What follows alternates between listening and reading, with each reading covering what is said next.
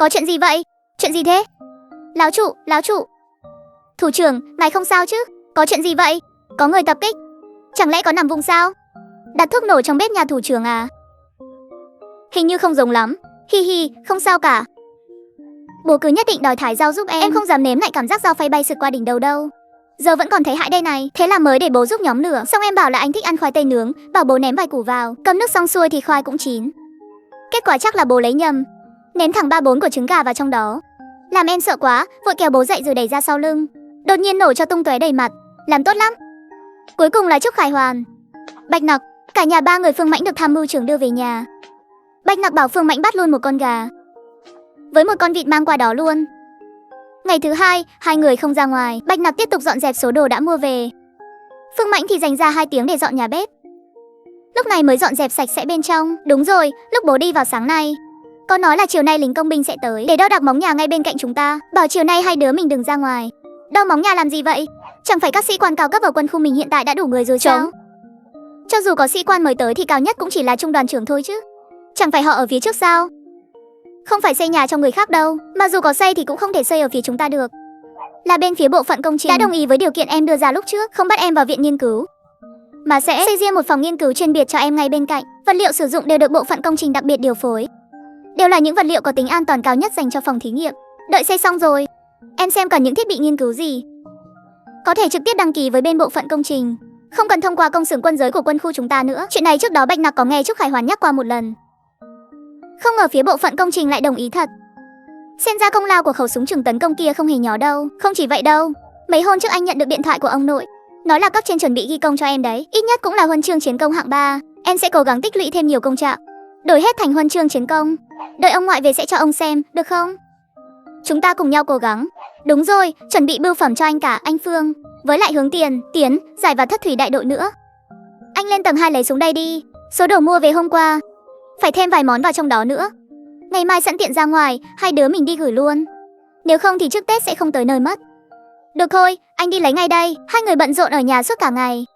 Sáng sớm hôm sau liền lái xe ra ngoài. Trước tiên là mang mấy túi bưu phẩm lớn đến bưu điện, sau đó lái xe thẳng đến chợ Vương Phủ tỉnh.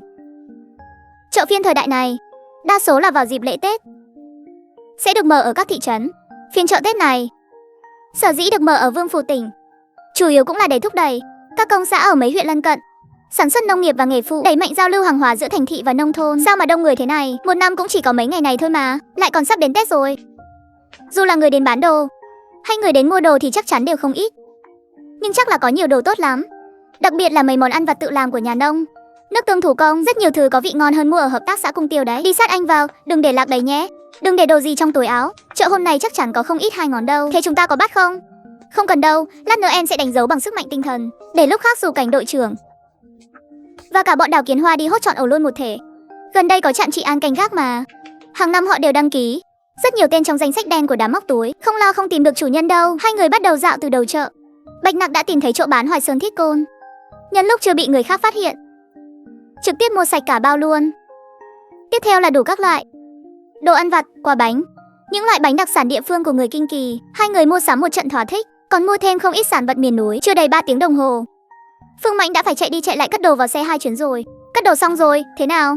Còn ưng cái gì nữa không? Đồ đạc thì không còn gì ưng nữa, nhưng lại ưng 2 con xúc vật đội lớp người kia. Ánh mắt Phương Mãnh khe lóe lên, phóng ra một tia sức mạnh tinh thần. Theo sự chỉ dẫn của sức mạnh tinh thần từ Bạch Nặc, dừng lại trên người 2 gã thanh niên ở cách đó không xa. 2 gã thanh niên này da dẻ thô ráp, dáng người thấp bé, diện mạo tầm thường, thuộc loại người mà nếu đặt vào trong đám đông, chớp mắt một cái là không tìm thấy đâu nữa. Chắc là dân làng của công xã thuộc mấy huyện lân cận. Đậu nành và muối ở nhà đều tích trữ rất nhiều rồi, giờ chỉ còn thiếu men gạo nữa thôi. Chẳng phải nói là cái chợ này phong phú lắm sao? Sao đến cả loại men gạo thông thường nhất cũng không có? Nơi này đúng là quá lạc hậu. Anh nói nhỏ thôi, cái nơi rách nát này lạc hậu đâu phải ngày 1 ngày 2. Cố nhịn thêm chút nữa đi, đợi công việc của chúng ta hoàn thành là có thể về nhà rồi. Còn phải đợi đến bao giờ nữa đây? Chẳng có ai liên lạc với chúng ta cả, chỉ bắt chúng ta đợi, đến gạo cũng không mua được, ngay cả nấm tùng nhung thơm ngon cũng không tìm thấy. Cái nơi nghèo nàn rách nát này, tôi thật sự không muốn ở lại thêm một ngày nào nữa. 2 gã thanh niên này, giọng nói nghe có vẻ hơi giống người phù hạ. Người vùng đó thích ăn nấm tùng nhung thì cũng dễ hiểu thôi, chỉ là men gạo, đậu nành, muối, 3 thứ này anh có nghĩ tới điều gì không? Chưa đầy 1 giây sau, Phương Mãnh lập tức quay người, đi về phía bên ngoài phiên chợ.